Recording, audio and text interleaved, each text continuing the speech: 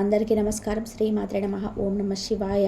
ఓం Shri Sairam. April 14వ తారీఖు సోమవారం రోజున ధనుసు రాశి వారికి ఊహించని ఒక సంఘటన అనేది జరుగుతుంది. కనుక ధనుసు రాశి వారి ఎక్కడున్నా సరే ఈ వీడియోను చూడండి, లేకుంటే చాలా నష్టపోతారు. అయితే ఇలా ధనుసు రాశి వారికి ఊహించని ఒక సంఘటన ఏం జరుగుతుంది, ధనుసు రాశి వారి యొక్క వ్యక్తిత్వం ఎలా ఉంటుంది, ఈ రాశిలో జన్మించిన వారి యొక్క శుభ అశుభ ఫలితాలు ఎలా ఉన్నాయి అనేటువంటి పూర్తి అంశాలను ఈ వీడియోలో తెలుసుకుందాం. వీడియోని ఎక్కడ కూడా స్కిప్ చేయకుండా చివరి వరకు చూడండి. అప్పుడే మేమేం చెప్తున్నామో మీకు పూర్తిగా అర్థమవుతుంది. ఇక ధనుసు రాశిలో జన్మించినటువంటి వ్యక్తుల యొక్క స్వభావం అంటే ఎలా ఉంటుంది, వారికి గోచారం ఎలా ఉంటుందో కూడా తెలుసుకుందాం. ఇక ధనుసు రాశిలో జన్మించినటువంటి వ్యక్తులకి ఎక్కువగా నాయకత్వ లక్షణాలు అనేటివి ఉంటాయి. నాయకత్వమైనటువంటి లక్షణాలు ఎక్కువగా ఉండటం వలన వీరు ఖచ్చితంగా అంటే ఎప్పుడైనా ఒకసారి వీరికి పొలిటీషియన్స్ అంటే ఎక్కువగా ఇష్టం ఉంటుంది కనుక ఎక్కువగా ఆ రంగం పైన ఆసక్తి కూడా ఉంటుంది. అలాగే అంతేకాకుండా ఇక వీరికి ఆ రంగం పైన ఆసక్తితో వీరు ఖచ్చితంగా అంటే ఆ రంగంలో రాణిస్తారని చెప్పుకోవచ్చు. అలా ఒకవేళ రానివ్వకపోయినా అంటే ఆ రంగంలోకి వెళ్ళకపోయినా పొలిటీషియన్స్ వైపు ఎక్కువగా దాన ధర్మాలు చేస్తూ ఉంటారు. అంటే ఈ రాశిలో జన్మించినటువంటి వ్యక్తులు ఎక్కువ దాన ధర్మాలు అనేటివి చేయటం జరుగుతుంది. కుటుంబ పరంగానైనా సరే, వీరు వ్యాపార పరంగానైనా, విద్యాపరంగానైనా, ఉద్యోగ పరంగానైనా సరే ఖచ్చితంగా వీరు ఆ రంగం వైపున ఖచ్చితంగా ఆసక్తి చూపకపోయినా సరే వీరు ఎక్కువగా దాన ధర్మాలు చేస్తారు. ఎవరికైనా హెల్ప్ చేస్తారు. ఎవరైనా సరే తన వారైనా వేరే వాళ్ళైనా భేదాన్ని చూపరు. ఇక్కడ ఎవరైనా ఒకటే అనుకుంటారు. న్యాయం కూడా యాజ్ ఇట్ ఈజ్ అలాగే చేస్తుంటారు. అంటే తన వారైనా పరాయి వారైనా సరే ఒకే విధంగా న్యాయం అనేది ఉండాలని అనుకుంటారు. అలానే వీరు న్యాయం కూడా ఒకేలాగా అందరికీ ఒకేలాగా న్యాయం చేస్తూ ఉంటారు. న్యాయబద్ధమైనటువంటి పనులను చేస్తూ ఉంటారు. పట్టుదల ఎక్కువగా ఉంటుంది. మంచి గంభీరమైనటువంటి వాయిస్ను కూడా కలిగి ఉంటారు ఈ రాశివారు. అంతేకాకుండా ఈ రాశి వారికి ఎక్కువగా పరమశివుడి అనుగ్రహం అనేది ఉంటుంది. ఆ పరమేశ్వరుడి యొక్క అనుగ్రహంతో వీరు ఏదైనా సాధించగలుగుతారు. ఏదైనా సాధించగలరు. అనుకున్నది 100% సాధించగలరు. అంతేకాదు వీరున్న ప్రయత్నాలను ఎక్కువగా రాణిస్తారు. వీరికి వినూత్నమైనటువంటి ప్రయత్నాలు చేయడం అంటే చాలా ఇంట్రెస్ట్. అందరూ చేసినటువంటి కాకుండా కొంచెం కొత్తగా ప్రయత్నిద్దామని అనుకుంటారు. కొత్త ప్రయత్నాలు ఎక్కువగా చేస్తారు. తగిన హార్డ్ వర్క్ని కూడా ఎక్కువగా చేస్తారు. క్రమశిక్షణతో పనులు పూర్తి చేస్తారు. అందువల్ల అవి గ్రాండ్ సక్సెస్ అవుతాయని చెప్పుకోవచ్చు. క్రమశిక్షణతో పనులు పూర్తి చేయడం వలన అవి అద్భుతమైనటువంటి విజయాన్ని తెచ్చిపెడతాయి. అందువల్ల వీరు విజయవంతమైనటువంటి జీవితాన్ని గడుపుతారు. విజయం అనేది 100% కూడా వచ్చి తీరుతుంది. కనుక ఈ రాశిలో జన్మించినటువంటి వ్యక్తులకి 100% కూడా విజయం అనేది వచ్చి ఉంటుంది. కుటుంబ పరంగానైనా, వ్యాపార పరంగానైనా, విద్యా పరంగానైనా, ఉద్యోగ పరంగానైనా సరే వీరు విజయాన్ని సమయంలో సాధిస్తారని చెప్పుకోవచ్చు. ఇక ఈ రాశి వారికి మాత్రం ఊహించని విధానంగా ఒక సంఘటన అయితే జరుగుతుంది. ఆ ఊహించని సంఘటన మీరు కలలో కూడా అనుకొని ఉండరు. ఊహించని విధానంగానే 100% కూడా జరుగుతుంది అని. ఎలాంటి సంఘటన, మరి శుభమా అశుభమా, అసలు ఎలాంటిది అంటే కూడా మనం తెలుసుకుందాం. అంటే ఈ రాశి వారికి ఏదైనా దోషం ఉన్నట్లయితే, సర్పదోషం అంటే ఉన్నట్లయితే కనుక వీరికి ఏ పనులు కూడా ముందుకు రావు. అయితే వీరికి ఆ దోషం తొలగిపోవాలంటే కనుక మంగళవారం మరియు బుధవారం రోజులలో వీరు సుబ్రహ్మణ్యేశ్వర స్వామి ఆలయానికి వెళ్ళి సర్ప పూజలు చేయించండి. జంట నాగులను పూజించండి. ఖచ్చితంగా మీకు ఉన్నటువంటి సర్ప దోషాలు ఏవైతే ఉన్నాయో అవి తొలగిపోతాయి. సర్ప దోషాల నుండి మీరు పూర్తి విముక్తిని పొందుతారు. సర్ప దోషాలు వంటివి కూడా తొలగిపోతాయి.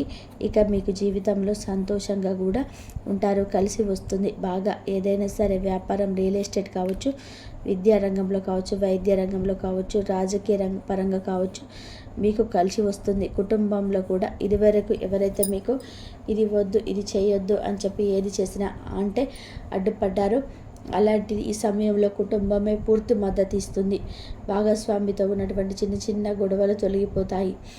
భాగస్వామితో ఉన్నటువంటి చిన్న చిన్న గొడవలు, సమస్యలు తొలగిపోయి ఇక మీ మధ్య మీ అన్ని దాంపత్య జీవితంలో ఉన్న గొడవలన్నీ తొలగిపోయి ఇక సాఫీగా సాగిపోతుంది. అంతేకాకుండా మీ యొక్క భాగస్వామితో కలిసి పుణ్యక్షేత్రాలకు వెళ్ళి దైవ దర్శనాన్ని కూడా చేసుకుంటారు అని చెప్పుకోవచ్చు.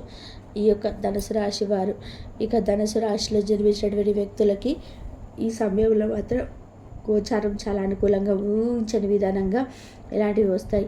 ఎలాంటి వార్తలు వింటారంటే కనుక ఖచ్చితంగా మీరు చాలా యాక్టివ్గా చకాచక్క పనులు పూర్తి చేసుకొని ఇక ఆటంకం లేకుండా పనులు పూర్తి అవుతున్నాయి అనుకునే సమయంలోనే ఊహించని విధానంగా మీకు అనారోగ్య సమస్యలు వచ్చే అవకాశం అయితే కనిపిస్తుంది. ఇక దానివల్ల మీరు చాలా సమస్యలను ఎదుర్కోవాల్సి ఉంటుంది. అందరికీ ఇలానే అనారోగ్య సమస్యలు ఉంటాయంటే ఉండకపోవచ్చు. కొంతమందికి శుభవార్తలు కూడా రావచ్చు. ఊహించే విధంగా ఆస్తిలో మీకు వాట రావచ్చు. మీరు అనుకోకుండానే మీకు ఆస్తికి సంబంధించినటువంటి వాటిల్లో శుభవార్త వినవచ్చు. ఆస్తిలో వాటా కూడా రావచ్చు. ఇలా ఊహించని విధానంగా మీరు ఫలితాలను పొందుతారు. అంతేకాకుండా మీరు ఇంకా ఏదైనా రంగంలో కూడా వీరు ఏ రంగంలో అయితే ఉన్నారో, వ్యాపార రంగంలో కావచ్చు, ఉద్యోగ రంగంలో కావచ్చు, ఇంకా మీ సొంత బిజినెస్ కావచ్చు, పార్ట్నర్షిప్ బిజినెస్ కావచ్చు, ఏ విధమైన సరే ఒక రంగంలో ఉన్నారంటే ఆ రంగం నుండి కూడా మీరు అధిక మొత్తంలో ఇన్కమ్ అనేది వస్తుంది. పెట్టుబడుల వైపు మొగ్గు చూపవద్దు. ఆన్లైన్ వ్యవహారాలలో మీరు పెట్టుబడుల వైపు అస్సలు మొగ్గు చూపవద్దు. అంటే ఆన్లైన్లో మీకు ఈ బిజినెస్ ఉంది, ఆ బిజినెస్ ఉంది, ఇంత పెట్టాలి, అంత ఇన్వెస్ట్మెంట్ చేయాలి అంటే మాత్రం పొరపాటున కూడా మీరు చేయలి గవ్వ కూడా చెల్లించవలసిన అవసరం లేదు. అది లీగల్ వైపే వెళ్ళాలి. మీరు ఇల్లీగల్ వైపు మాత్రం వెళితే అస్సలు కలిసి రాదు. కనుక లీగల్గానే ఉండాలి. ఎప్పుడైనా సరే ఏ పని చేసినా మీరు లీగల్గానే పనులు చేయాలి. ఇల్లీగల్లో వంటి వాటిల్లో రూపాయి కూడా పెట్టుబడి పెట్టవలసిన అవసరం లేదు. కనుక మీరు ఈ యొక్క విషయంలో జాగ్రత్తగా ఉంటే కనుక మీకు అసలు ఆర్థిక నష్టం అనేది ఉండదు. ఆర్థికంగా మీరు నష్టపోరు. డబ్బుకు సంబంధించిన సమస్యలు అనేటివి రాకుండా ఉంటాయి. కనుక ఈ రాశిలో జన్మించిన వారు ఈ విషయంలో జాగ్రత్తగా ఉండాలి. ఇక మీకు ఎప్పుడైనా ఎలాంటి వార్త అయినా అందవచ్చు. శుభవార్తలు ఎలాంటివైనా రావచ్చు. అయితే మీరు శుభవార్తలు రావాలంటే పరమేశ్వరుడి యొక్క ఎక్కువగా పూజించండి. శివారాధన మీకు 100% కూడా మేలు చేస్తుంది. శివారాధన మీకు 100% అంటే 100% మేలు చేస్తుంది. కనుక శివారాధన మీరు చేయడం వల్ల ఉత్తమమైనటువంటి ఫలితాలను పొందుతారు. శివుణ్ణి ధ్యానించండి, శివారాధన చేయండి.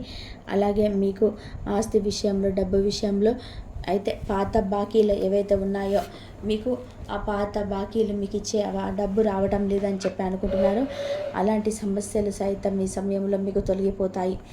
బాకీలు అనేటివి మీకు వసూలు అవ్వడం కూడా జరుగుతుంది. మీరు ఇలా ఖచ్చితంగా ఊహించని విధానంగా ఇక డబ్బులు ఇవ్వరు, పూర్తిగా మర్చిపోవాలనుకున్నటువంటి కూడా షాకింగ్గా మీరు ఊహించని విధానంగా వారి ఇంటికి డబ్బులను తీసుకొచ్చి ఇవ్వడం జరుగుతుంది. ఇలా మీకు మిరాకిల్స్ ఊహించనివి జరిగే అవకాశం అయితే ఖచ్చితంగా కనిపిస్తుంది. అనుకున్నటువంటి ధనలాభం వచ్చే ఆకస్మిక ధనలాభం కూడా వచ్చి పడే అవకాశం కూడా కనిపిస్తుంది ఈ యొక్క ధనుసు రాశి వారిలో జన్మించిన వ్యక్తులకి.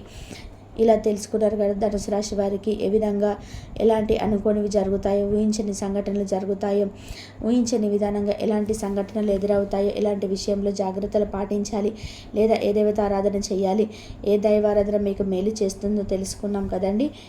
ఈ రాశి వారు గట్టి పట్టుదల యొక్క తండ్రిలాగానే లేదా ఈ రాశి వారైతే తల్లిలాగానో చాలా గట్టి పట్టుదలతో ఏ పని అయినా సరే తాను చేయడానికి ముందుంటారని చెప్పుకోవచ్చు. అయితే కాకపోతే ధనుసు రాశి వారికి అప్పుడప్పుడు కొన్ని చిన్న చిన్న అనారోగ్య సమస్యలు అనేటివి వస్తూ ఉంటాయి. దానికి కారణం ఈ ధనుసు రాశి మీద ఏర్పడిన నెగిటివ్ ఎనర్జీ అని చెప్పుకోవచ్చు. ఎందుకంటే మీరు పడుతున్న కష్టాన్ని చూసి, మీరు కుటుంబానికి ఇచ్చే విలువ, గౌరవాన్ని చూసి, కుటుంబాన్ని చూసుకునే విధానాన్ని, చాలామందికి కూడా డబ్బు సంపాదిస్తున్న విధానాన్ని చూసి ఏడుస్తూ ఉంటారు. వీరికి చాలా డబ్బు ఉంది, వీరు చాలా ఈజీగా సంపాదిస్తున్నారు చెప్పి వీళ్ళ మీద కుళ్ళు కుతంత్రాలు పెట్టుకుంటూ ఉంటారు. ఎప్పుడు కూడా వారి మీద ఏడుస్తూ నెగిటివ్ ఎనర్జీ ఎక్కువైతే ధనుసు రాశి వారికి ఉంటుంది. వీరి మీద నెగిటివ్ ఎనర్జీ ఖచ్చితంగా ధనుసు రాశి వారు తీసేసుకుంటూ ఉండాలి. లేకపోయింది అనుకో చిన్న చిన్న అనారోగ్య సమస్యలు అయితే రావడం అనేది జరుగుతుంది.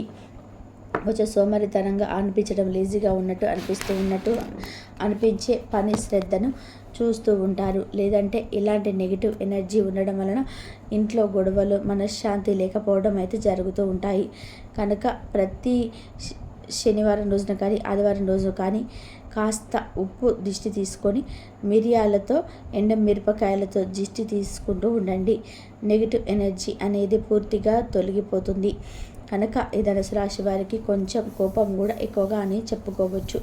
కాస్తంత కోపాన్ని తగ్గించుకొని, కోపం వల్ల శత్రువులు కూడా ఎక్కువగా అవుతూ ఉంటారు. కాబట్టి మీరేదో సరదాగా అన్నారని అనుకుంటారు, కానీ వాళ్ళు ఎదుటివారు దాన్ని బలంగా తీసుకుంటారు.